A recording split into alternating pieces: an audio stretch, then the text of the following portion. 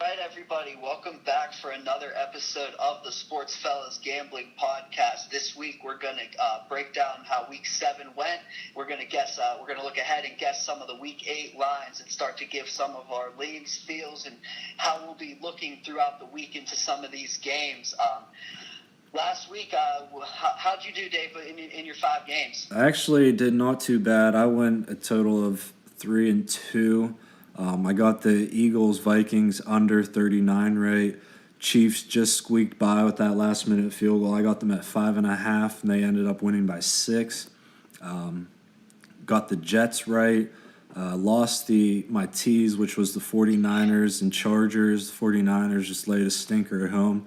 So it's probably the last time I even bother with the 49ers because they've just been pissing me off. And then my other one was the Tennessee Titans, which was looking good at some point in that game, and then they just blew it and ended up losing 34-26.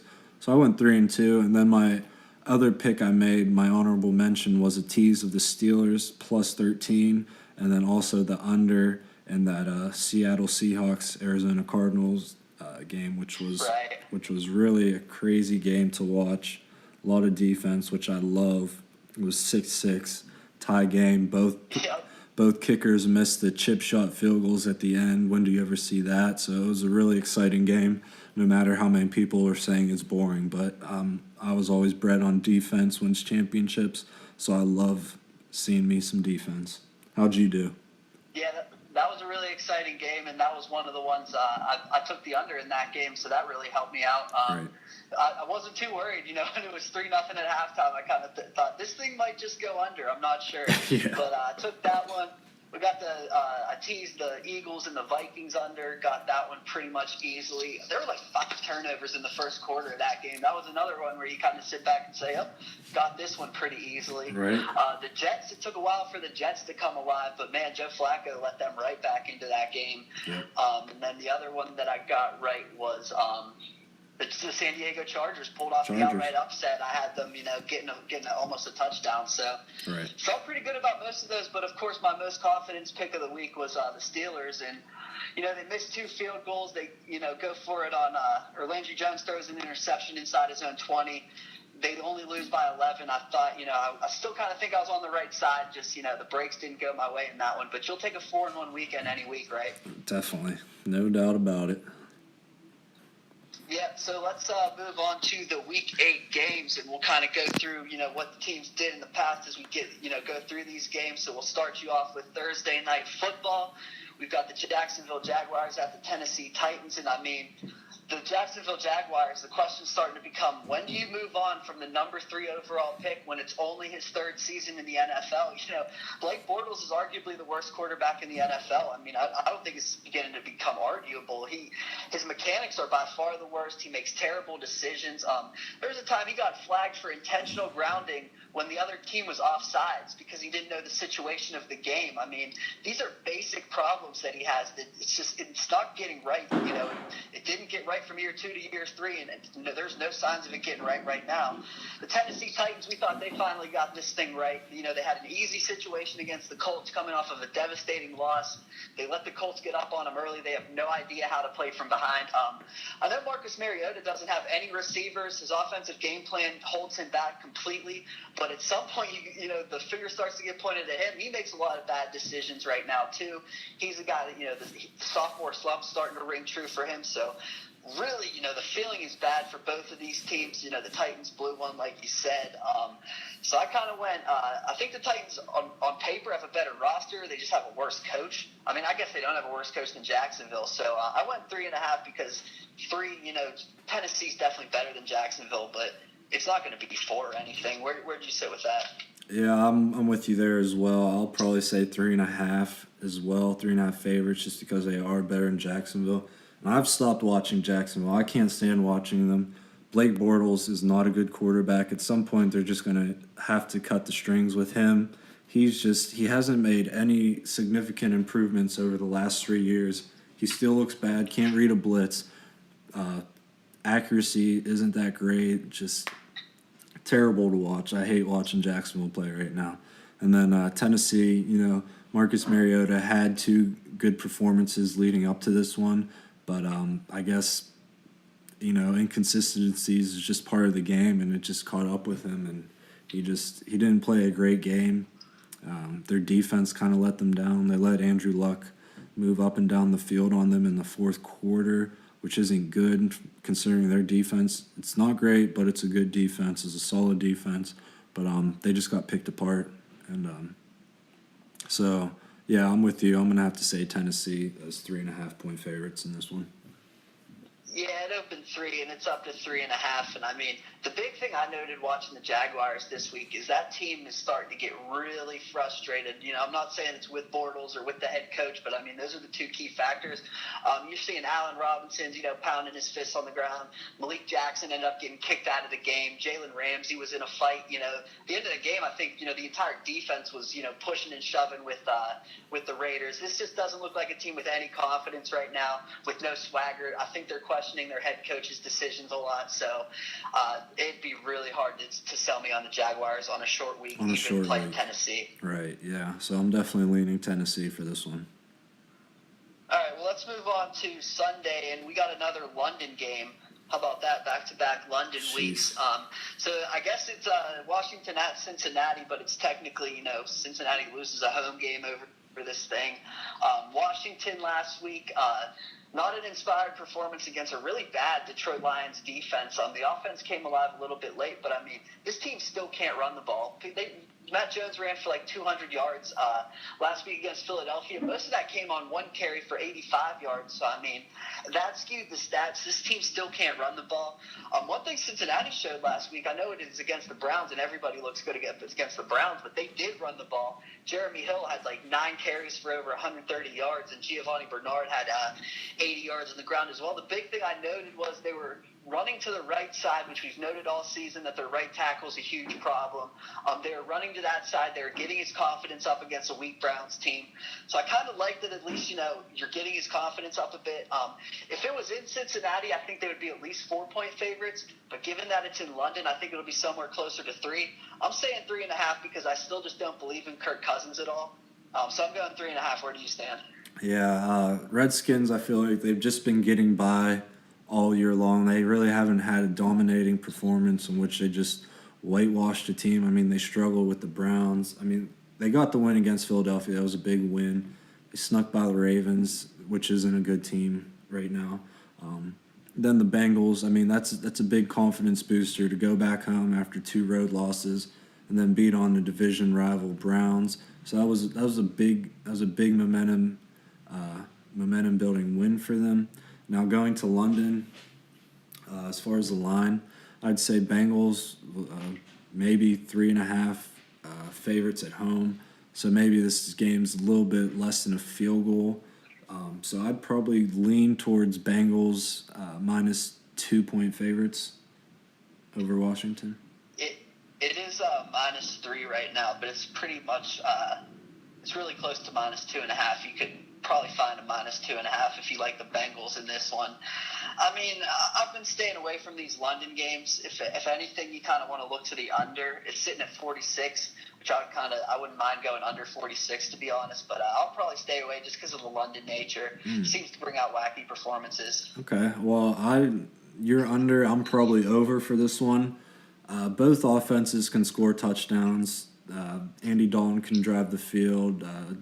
Kirk Cousins can drive the field. So I think there is offense, and both defenses have been underperforming this year. Redskins are one of the worst rushing defenses in the league. So maybe the Browns or Cleveland or Cincinnati can continue that ground attack that they had against Cleveland. So I'm not leaning towards any team in that one. It's really a toss up. But as far as the total, probably leaning towards the over in that one. Yeah, I could see it. Moving on to the 1 o'clock games. This one's not going to be on the board because the Texans play Monday Night Football. We are doing this on a Monday, so they play tonight. But the Detroit Lions, speaking of Washington, they kind of snuck by against Washington. They did establish an early lead. The team has no run game, but one thing I looked at, there was a stat out there that Stafford has played 16 games with Jim Bob Cooter, and he's got 30 touchdowns to 8 interceptions. So, you never thought you'd say 16 full games with Matt Stafford and only 8 interceptions, in a sentence and have it be a true fact. But good for him for that one. Do you have any guess on the line? I'd just probably say Houston is a field goal favorites in this one. I got to see how Houston plays tonight against Denver. Yeah, Brock Osweiler could get hurt in this game for all we know. Right. But maybe let's just move on. Go ahead. I was just going to say maybe that would help the Texans coming in this one with their backup because I can't stand Brock Osweiler. Yeah, the sad thing is I think their backup's Tom Savage, so I don't know how much that's helping. Yeah. That's what happens when you pay a guy like Brock Osweiler $18 million. Let's move on. The Seattle Seahawks are at the New Orleans Saints. Like we said, the Seahawks were in a tie game, something you don't say often in the NFL. But their defense came alive on the road like we kind of predicted they would. They're a good matchup for the Cardinals. But now they go to the turf across the country to the New Orleans Saints. It's kind of a short week given that you played 5 quarters and you played, into midnight on the East Coast time, and now you're going, 1 o'clock on the Eastern time. The New Orleans Saints, we kind of figured, like you said, that they wouldn't cover against the Chiefs on grass, all of that thing. Drew Brees threw an early interception in that game. One player that's really coming alive for them is Michael Thomas, the receiver. I think he had 13 catches last week.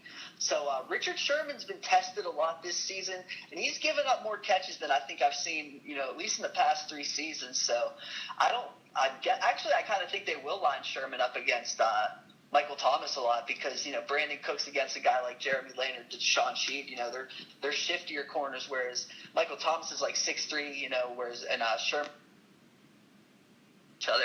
Either way, Seattle will be favored because they're clearly the better team. I don't think it's going to be by much because, all those factors that we mentioned in. So I went Seattle -3. Where do you stand? Seattle -3. Yeah, like you said, Seattle just had that tie with Arizona, 5 quarters plus into the late night, traveling cross country for early 1 o'clock game. It's tough to do on the short week. And then you have New Orleans, who plays way better at the Superdome than they do away. But then at the end of the day, Seahawks are probably going to be favored for this game. They'd probably be 9 to 10 point favorites at home. Then in neutral, probably be 6 point favorites. So I'd probably say around 3.5 to 4 point favorites. Yeah, pretty much. It actually opened 3.5 and it's down to 2.5. Wondering if it's just the early reaction of, like we said, now you're back on the road, you're in New Orleans. That is a tough situation, and New Orleans needs this game like blood. But man, it's tough to say. I think Seattle, they're starting to hit a bit of a rhythm, especially defensively. I know it's a tough scenario, but it would be tough to sell me on the Saints at home as well. What do you think? Yeah, definitely. Well, I don't know. It's a toss-up for me on this one. Saints could come in. Just their defense has been so bad that I don't think they'll be able to stop a Seahawks offense that hasn't really been doing great either. But at the end of the day, it's their defense that really hurts them every time. So I'm probably leaning Seahawks for this one. Yeah, I agree with you. Let's move on to this next one, which is the Patriots at the Bills. And the Patriots have revenge on their mind because their only loss this season was to the Bills. LaShawn McCoy decided to play through a hamstring injury yesterday, and he had 10 carries for 16 yards at the half or something like that. Ended up, missing the majority of that game. I think he hurt it worse, and I'm questioning whether or not he'll be able to play in this one. The Patriots took care of business on the road at the Steelers. And when looking at this spread, back-to-back road games, it is tough to go from Heinz Field to Buffalo, but it is the Patriots. I figure, a Steelers team with Landry Jones versus a Bills team, pretty much fully healthy, maybe McCoy's out. You maybe give a slight edge to the Steelers. So I went with 7.5. I could see it being a little lower, especially considering the back-to-back road game aspect of it. But I just figured 7.5 based on where they were last week with the Steelers. Yeah, I'm probably with you there as well. Maybe touchdown favorites. Just with Tom Brady back, with the revenge factor, and I'm pretty sure they're 11-2 in their last 13 games in Buffalo. So they hold that history edge there as well. Bills got gutted by Miami. Their run game, uh, their rush defense couldn't stop J.J., so they're probably going to have problems with Blunt as well. So I'm with you there as well. New England's probably 7.5 point favorites in this one. Yeah, this is surprising. It only opened 5.5. It definitely shot up to 6, but it's still just sitting there at 6. So I mean, okay. Well, I guess you could make the argument that the Bills would be a point better than the Steelers with Landry Jones and the back-to-back road game factor for the Pats. Right. Yeah. Well, it's still only Monday, so we'll see how it plays out throughout the week. Yeah, that too. But I mean, you can't really sell me on the Bills. Even getting 6 at home, even with all these factors, it'd be tough for me to take the Bills in this one. Yeah, it's either Patriots or pass for me. Yeah, the next game we have doesn't have a line on the board, and it has everything to do with the quarterbacks. The New York Jets, like we said, they won a game. The fact of the matter is the combination of Geno Smith and Ryan Fitzpatrick was actually better than anything Joe Flacco did yesterday. So I guess Geno Smith tore his ACL this morning. They said that. If I'm the Jets, you're still 2-5. You still, barely beat the Ravens. You're not in the playoff race. Start Bryce Petty or Christian Hackenberg. What does it matter if you're going to lose a couple games with those guys? At least you'll finally see what you have in them. Starting Ryan Fitzpatrick just gets you to, 6-10 and in a meaningless situation and still not knowing what you have in your quarterbacks. But knowing the NFL, knowing the Jets, I'm sure they're going back to Ryan Fitzpatrick. The Browns, Cody Kessler, this is like the third time he's been hurt. He's clearly a backup quarterback in the NFL. He's going to make it a long way as a backup quarterback, but that's his upside. I guess Kevin Hogan's going to play in this one. If Kevin Hogan's playing, he was really bad yesterday. Yeah. I mean, you would talk about Blake Bortles has poor mechanics. This guy has absolutely no mechanics whatsoever. So there's no spread. I couldn't even give you a guess because I have no idea who's starting for either team. You got anything to add? No, it's a toss-up right now with them quarterbacks. But Kevin Hogan, man, he's a heck of a running back. I think he got over 100 yards, so maybe that might play a factor into this game. But as far as the spread goes, I really have no lean. I have no idea what it's set at, given what's going on with their quarterbacks. So I don't know. I'd say pick them if anything, but who knows? Yeah, it's just such a meaningless game, and I just hope that the Jets don't win this, and they're sitting there at 3-5 like they could be something because they just can't. Right. It's not going to happen. Yeah. Let's move on here to the Oakland Raiders at the Tampa Bay Buccaneers, and the Raiders. We've been trying to fade them for a while, but they just keep. We got them against the Chiefs, but passed on them last week. They just keep persevering. Their schedule has been rough. I think it's, was at New Orleans, back home against a division opponent, at Tennessee, back home, at Baltimore, back home. Now they're doing back-to-back trips to Florida. They did say they're staying in Florida this week, so Okay. Oakland at the Tampa Bay Buccaneers. The Buccaneers ran all over San Francisco. Doug Martin's probably out again. We mentioned that San Francisco team is clearly the worst in football, so, you don't take much away from the fact that Tampa Bay got a nice road win. At the end of the day, though, it's tough to make Oakland favored because, like we said, they haven't shown us anything inspiring. They're beating on teams like Tennessee, the Ravens, and the Jaguars, and I just can't be impressed with any of that. Back-to-back road games, staying in Florida for 2 weeks, that does take a wear and tear on you, especially mentally. So I actually went with a pick'em because I have no idea where to go with this game. I just couldn't make the Raiders favorite despite, having, I think, a 2-game lead in the standings. Yeah, I feel like every road game they've had this year, they've been 1 to 1.5 point favorites, although I'm pretty sure they are undefeated on the road. But like you said... That's crazy. Right? And that with the travel... I think you're right about that, and that's just insane. Right? And with the travel that they've been doing, going back from west to east to west, I mean, that's just a crazy traveling schedule that they've been doing. I think it will benefit them, though, staying in Florida rather than going back home and coming back. So, and then Tampa Bay coming off that big win against San Fran. Although, like you said, San Fran's probably the worst team in the league. But I'm going to stick to what Vegas has been giving them all year on the road. I'll probably say Raiders as 1.5 point favorites. Yeah, this one actually opened at Pick'em, and it's shooting out to the Bucks -1.5. And I mean, I think I could be talked into taking the Buccaneers on this one. Who's going to defend Mike Evans? The Raiders defense still hasn't shown up. I think the Bucs are starting to get a little healthy with guys like Gerald McCoy and things like that. So maybe the Bucs go on a little midseason run here. Maybe it starts with an impressive win against the Raiders. I think I could be talked into it. Where do you stand? Yeah, just the way Oakland's been beating on the bottom-dwelling teams, especially on the road. They haven't lost on the road. It's hard to go against that right now until someone does it. And Tampa Bay is just another bottom-feeding team. They are getting healthy on defense, but that defense still isn't anything great. And I'm really a big fan of Derek Carr and the way he's been playing. He gets that offensive rolling.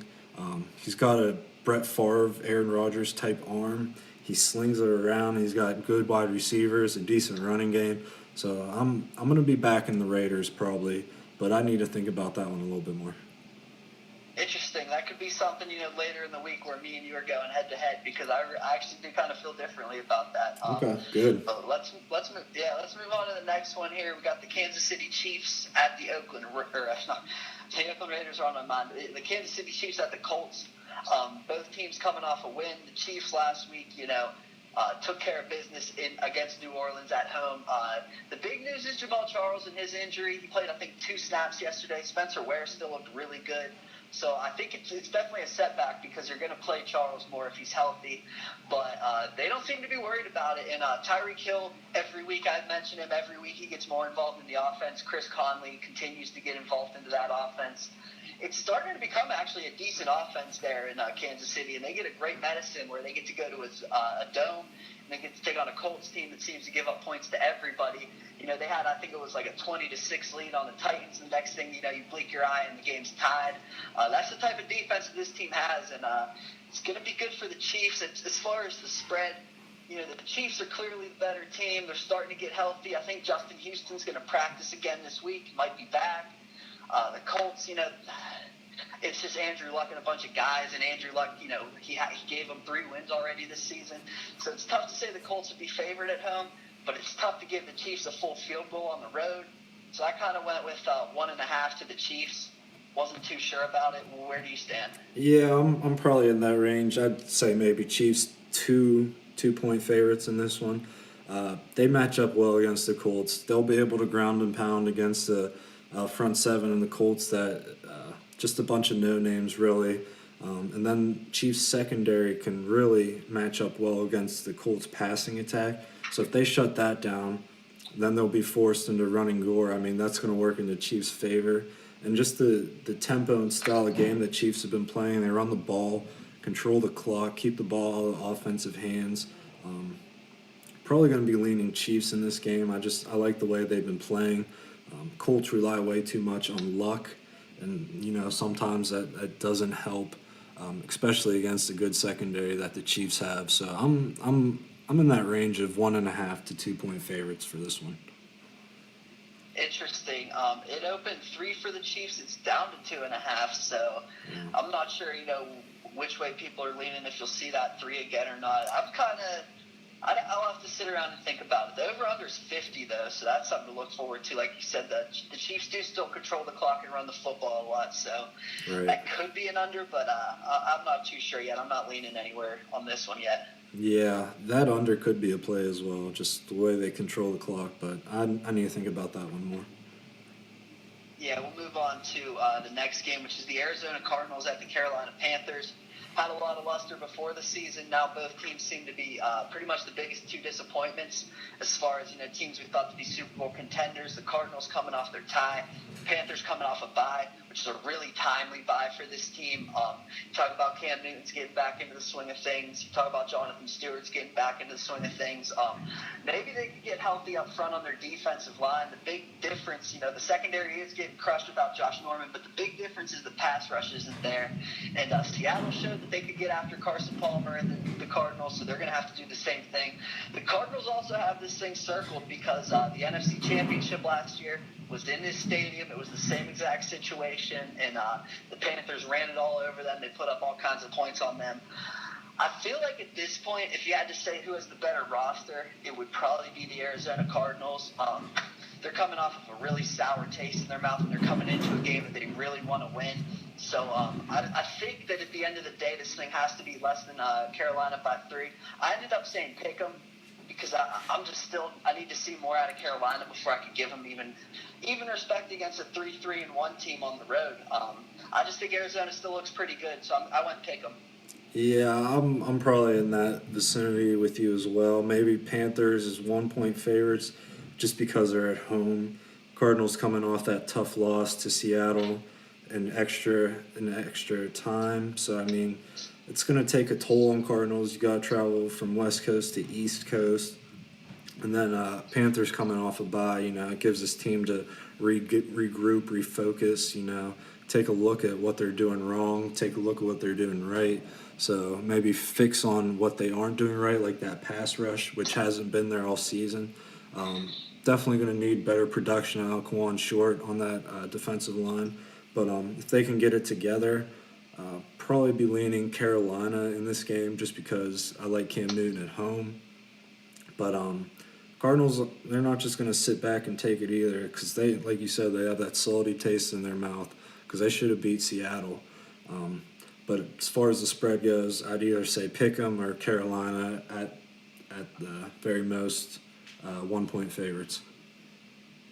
Yeah, they actually opened Carolina too, and it's up to 2.5. And really, what that tells me is look long and hard to Carolina, honestly, because like we were saying, most situations would tell us this game's closer to pick 'em. The odd makers clearly see something. There's clearly, something about that bye week, maybe something about how they came back against the New Orleans Saints before the bye week. Maybe there are some positive vibes going on in that locker room. That has me leaning to Carolina or passing this one. Right. Also, with that Atlanta losing another game, I mean, this division, it's division's widened. It's getting open again. Right. Yeah. So they need to start winning now, and so yeah, I'm probably leaning Panthers in this one as well. Yeah, it's an interesting thought. On to the 425 games, we've got the Green Bay Packers at the Atlanta Falcons. Packers did it on Thursday Night Football, and they did it with Ty Montgomery as their main running back. Randall Cobb had a big game in that one, but I mean, it is the Bears. It was on a short week, and it was at home. But the offense at least came alive in the second half. You could say that, the injury from Brian Hoyer to Matt Barkley had a little bit to do with it, but the offense of the Packers finally came alive. They now get to go to a dome, which is always a good situation. They get to go to, a team in the Atlanta Falcons that just gave up, while it wasn't overtime, they gave up 33 points to the San Diego Chargers. And Phil Rivers, he fumbled a snap. He lost, he threw a bad interception. But like we said, he still put up 30 points on this defense. We kind of figured this defense was more fraudulent than, a lot of people are thinking, and it was going to be exposed at some point. It definitely was last week. Question is, Aaron Rodgers now on the road with 10 days rest. Can he expose it as well? You kind of think so, but you figure, Atlanta at home against the Packers is probably close to a toss-up. You give them the 3 for being at home. So I just went with the basic Falcons -3. Where do you stand on that? Probably going to have to say Falcons, maybe 2 point favorites in this one.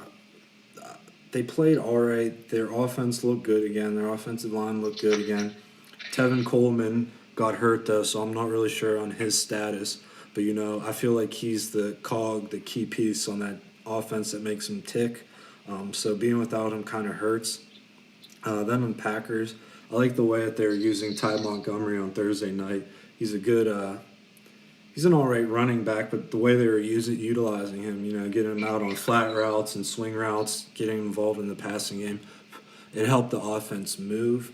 But they're still going to need that thumper, the bruiser that can go in between the tackles and, gain you 2 tough yards when you need to make a first down. So as far as the spread goes, yeah, I'm probably going to go with Falcons as 2 point favorites in this one. Yeah. It opened -2.5, and it's up to 3, and it's actually 3 -150, so it's getting close to 3.5. And, man, if this thing keeps getting up, you've got to start looking at the Packers real hard is the way I would see this one. Right, yeah, because Falcons' defense, I mean, it's nothing great. And the way that Packers got their offensive rolling last game, maybe they can move it into this game. So we'll have to keep an eye on that spread. And you mentioned how Tevin Coleman's already banged up, and this Packers team, they did let Ezekiel Elliott torch them, but they are a really good run defense. They have some big boys up front, so yeah, they could be able to stuff that run. That'd be a huge factor in this game. Definitely. Okay, on to the next one. This one doesn't have a spread because the Denver Broncos play tonight, but it's the San Diego Chargers at the Broncos. Like we said, Phil Rivers put up 33 on the road. Now he's back-to-back road games against the Broncos. The Chargers were -3, or they were +3 at home against the Broncos not too long ago. You figure maybe that spread was a point or so off because the Chargers did win that game. So you figure it'll be around 7.5. Does that sound about right to you?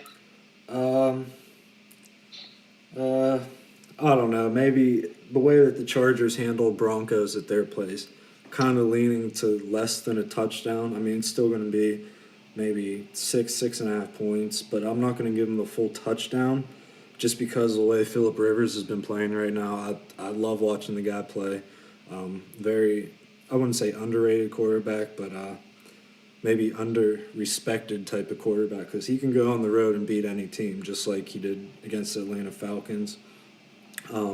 Trevor Siemian, I mean, he still has a lot to prove. And their defense is good, but the way that Phillip Rivers has that familiarity with that defense probably play into his advantage. But as the spread goes right now, probably going to say Denver 6.5-point favorites. Yeah, I can see it. On to our Sunday night game. We've got a division rivalry here. The Philadelphia Eagles at the Cowboys. Cowboys are coming off of a bye, but Tony Romo is still easing his way back. He's not going to start this week at least. The Eagles last week, they got a huge win. They knocked off the undefeated Minnesota Vikings. We both kind of saw it coming a little bit. But the big thing I took away, I mean, it's not a big thing, but Carson Wentz did it. He finally threw, the stupid interceptions. He's finally made all of his rookie mistakes. I know it comes out against, the best defense in the league. But that's just something to watch where, he finally hit a little bit of a wall there. They also have, a merry-go-round at running back. Dorial Green-Beckham, is kind of their big receiver at this point. There are some questions, despite them winning that game, I kind of walk away with a bitter taste in my mouth just how I feel about that team. Their defensive front is great, but there's a lot of big questions on that team. And I think the Vikings defense, while it is obviously a great defense and no one can replicate that performance, they exposed Philadelphia a little bit. So I see Dallas being more than 3-point favorites at home. I'm going to go all the way up to 4. Just because I like this offensive line, and if they're getting healthy during the bye week, I just think that they might keep rolling against a strong defensive front. Yeah, I'm with you there as well. I'd say Cowboys probably 4.5-point favorites. The Eagles, they were exploited a little bit against Minnesota, although they got the win. Their front seven's good. I don't think their secondary's that great, but when you got a front seven like that, it helps disguise your issues in the secondary. Wentz is, he's a rookie quarterback, and he's making rookie mistakes now. So then going on the road against Cowboys defense is underrated. Their secondary is pretty underrated as well. And then you move to Cowboys offense. I mean, that's probably the best offense in the league. Best offensive line, definitely. And the way Dak Prescott's been playing, very efficient, doesn't turn the ball over much. And then Ezekiel Elliott, the biggest pick from the draft, is killing it right now. So it's hard to go against Dallas at home. So they're definitely favorites in this one. And definitely more than a touchdown. Not a touchdown, a field goal. So I'm with you. I'd say around the 4.5-point favorite range. Yeah, it's right in there. It opened 4.5. It's up to 5. So kind of in that, it's not a touchdown. It's not a field goal type of situation. Yeah, you mentioned the defense is better than a lot of people think. Mo Claiborne's having the year of his life. He got banged up against Green Bay, so he gets a week to get healthy. A guy like DeMarcus Lawrence gets a week to get healthy. So, at home on prime time, it'd be tough to sell me on the Eagles, but at the same time, it's a tough game given the division nature. Right, yeah. And then Eagles coming on the road against division rival, just getting banged up by Minnesota. They got to be feeling sore this game. So I'm probably leaning towards Cowboys in this one, but that's one I need to see how this line moves. Yeah, on to another tough division game, and this is our last one of the week. It's Monday Night Football. It is the Minnesota Vikings at the Bears, like we mentioned. The Vikings, you saw it against the Texans that the offensive line is clearly banged up. Sam Bradford took a ton of hits. They failed to establish the run. But, the Texans shot themselves in the foot, and Minnesota kind of stormed all over them. Minnesota goes into their bye week. They come out of their bye week, and it's the same exact problems. The Eagles were able to take advantage a little bit more, and they got the win, but it is becoming a problem. But Sam Bradford's going to get drilled a ton of times. They have no tackle play whatsoever. They're not going to run the ball this year. It's just not going to be a thing. But they're on the road and on Monday Night Football. But it's the perfect recipe for for coming back and getting the offense going, because you're facing the Chicago Bears, who can't seem to stop anybody, who can't seem to get healthy on the defensive side of the ball. So. The Vikings will clearly be favored in this one. You're thinking it'll be less than a touchdown just because, the Bears on prime time. You'd hate to give them a touchdown. So I'm just going to go with 5, just the old not a touchdown, not a field goal type of thing. Where do you stand? Well, I like Vikings in this spot coming off that loss. It's a tough first loss of the season, but it's also relieving, I guess, in a way, to get that first loss, so it's less stress on this team. Now facing a Bears team that's very depleted, quarterback situation, I have no idea what's going on with that. Pretty sure Hoyer's going to be out for this one. Bears defense, just nothing really to like about it. I mean, they played well for the most part against the Packers, but then second half they just started falling apart. Vikings offensive line has issues right now, but I think they overcome it. I think they're able to produce enough of a run game to get their passing game going. So I'm going to go with Minnesota as 6.5 point favorites in this one. It is tough to make a case for the Bears, even as the dogs at home. The good thing, I guess, for them is that they show up. They're well coached and they're always going to show up. The other, I guess, interesting factor is I think Jay Cutler's playing in this one. So, oh, really? What kind of Jay Cutler you get? Yeah, I'm pretty sure he's back. So, who knows what you're going to get in that one? It's probably more of a stay-away game, but it's still, even though the Minnesota, finally broke their against the spread streak, it's still they're a Minnesota or pass team every week to me. Right, definitely. I'm there with you. Yeah, so let's just review real quick. If there's anything I like, I actually do like the Buccaneers. That kind of stands out to me at home. And the Panthers, I could get behind that one as well. Those are really the two main ones that stick out to me. Is there anything sticking out to you right now? Really just the Panthers, possibly the Chargers, maybe the Patriots. But other than that, I really need to take a closer look into these games.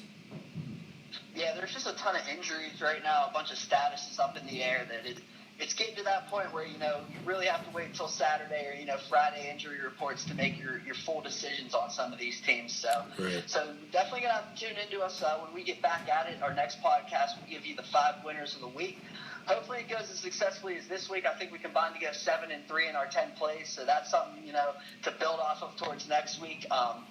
Anything else you want to add before we get out of here? No, just make sure to follow us at The Sports Fellows, and make sure to check out our site at thesportsfellows.com, and follow my personal Twitter account at TSF Dave. And just stay tuned, and we'll give you our 5 favorite plays coming up either Thursday or Friday, and hopefully we can give you some more winning picks.